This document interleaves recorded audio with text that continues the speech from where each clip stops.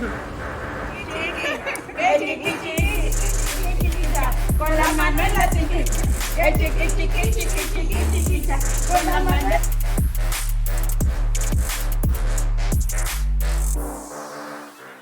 So a trip that changed me, and my understanding of stuff was actually coming to Colombia. That was the first trip I took outside of the country where I wasn't with like a church organized group or with a group of people I didn't know, or that I knew really well. This was my first time traveling, and it came around with people that I had just recently met. So I was a little nervous because I didn't know what to expect, but I was excited. And then it opened me to like a whole world of other people I need to know, other things I can meet, other places I can go. So I would say my first trip to Colombia was the trip that changed me the most because it was outside of the normal way of how I would travel.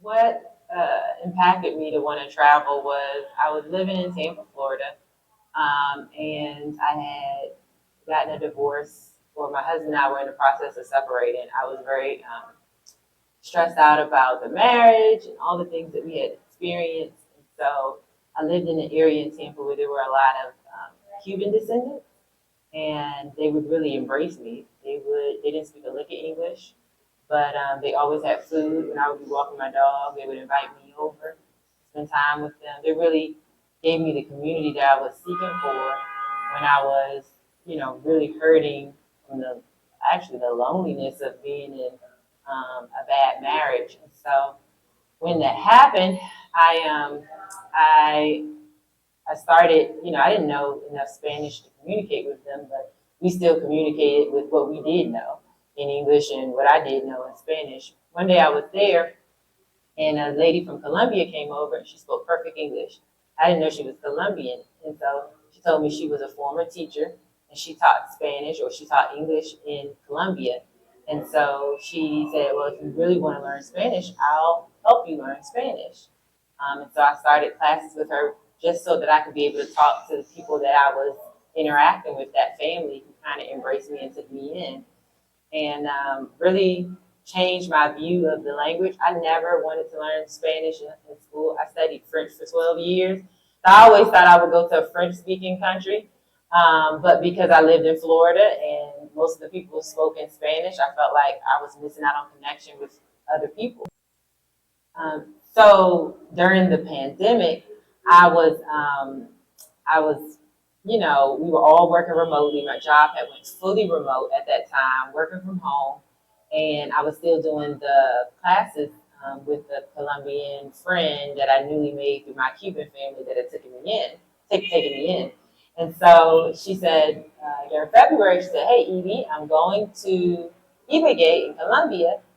If you want to come, you're welcome to join me for a month, and that way you can practice your Spanish." She said, "I'm going to go to Ibagué, I'm going to visit Medellin, Bogota. My brother's going to drive us through all these cities, and you can practice your Spanish there." So at that time, I was still going through the divorce. I actually had moved out of the place, the house that me and my ex-husband owned, and I said, okay, I'll do it. And I was really nervous, but she was an older lady. She met my mom. She gave me the kind of environment that kind of made me comfortable going because I never traveled solo or with people I didn't know that were family or friends for a long time ever in my life. And so so that February we went, and before going, I plugged the WhatsApp. WhatsApp had a bunch of groups that were connected to Black in Colombia and different groups that were connected to Colombia, and it opened myself up to this world of people that were traveling like I did. So went to Ibagué with her for a month, worked while I was there, but also like ate buñuelos and heard, oh my gosh, learned about arepas and hearing the different accents and different dialects, realized I didn't know as much Spanish as I thought I did, it really exposed me to a culture, and it wasn't rooted in, a mission trip from church. It wasn't rooted in, some family vacation. It was rooted in just exploring with someone else who had family there. which was different for me. Ended up connecting with someone there, Eddie Moya, who was from Quibdó, and he was in a chat and he put a question in there about alphas, Alpha Phi Alpha organizations. He said he was doing a journalist activity around journalism or something, writing a news article, and wanted to see if there were anybody connected to alphas in the state. Well, for my day job, I was managing the partnership, our national partnership for Alpha Phi Alpha. So I saw, like, hey, like, I probably got some connections that could connect you to local alphas. And from there, we started talking about Blackness. So he then shared with me about Choco and how it was a predominantly like 80–90% black department state in Colombia. And then I started telling them about Oxon Hill, Maryland, PG County, DC area, which growing up, it was about 80–90% black. And so what we realized is there was a lot in common, and it increased my desire to go there and see more. So though I was with a mestiza family experience in Colombia, I desired and ended up connecting with Afro-Colombians who I felt like offered me something that I would have never otherwise experienced. My definition of home is the same. Home is still the place I'm most familiar with. It is still the place where I get my grounding, but it's not where I get my worldview. And that's different. And I think it's something that should be noted because for me, home was where all my worldview used to come from. Now it comes from the experiences that come in other places. And that's a game changer because you really don't know what you don't know until you go somewhere else and someone says, well, here's something that you should probably think about. And then it challenges you, as uncomfortable as it can be, to open yourself up to that. But then it kind of makes you re-question what you were told. Kind of makes you rethink how you see yourself. And I've been very privileged here in Colombia to be exposed to different types of worldview that has challenged my notion of self, so that when I come back home, I'm not the same. And you can't tell me the same thing anymore.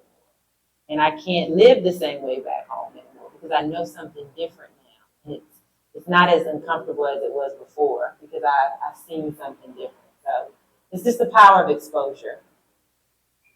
Before, when I would travel, I think I was about getting somewhere for the purposes of seeing that place, or getting to that place with those people that I was with. But now when I'm traveling, there may not be anybody with me. I may be by myself. And so now I'm forced to like connect with people that I wouldn't be connected with and see how I can offer support in ways that are valuable to them instead of what I can get from it. So being an African American, very often, like when you're traveling, you're going to see what Jamaica can give you, the beaches, the all-inclusive resort, the experience that gratifies what you can't get somewhere else. But now, I'm traveling to Quibdó. I have a business there now, Black Choco Tours, and I'm really looking for how to be a part of someone else's experience, someone else's journey, what's important to them, and then how I can offer who I am to supporting that environment, which is different from what I thought when I used to travel. So I met Eddie through the Black expat group when he asked me, or he asked the group if anybody knew any alphas. And so we started communicating on the side from there. And so I told him, I got to visit Quibdó, Choco, this place that has 80%, 90% Black population. And he invited me to come down for a week and a half. And I saw the community, and I really fell in love with how much they had protected Black culture. So, being my family's from the South, I saw a lot of assimilation and forced to code switch. I didn't see much code switching there. I saw people being proudly Black, and though their economic status was a lot different, the Blackness looked different. They protected the music. They protected, the words that were important to them. Their names. They actually have last names from Africa.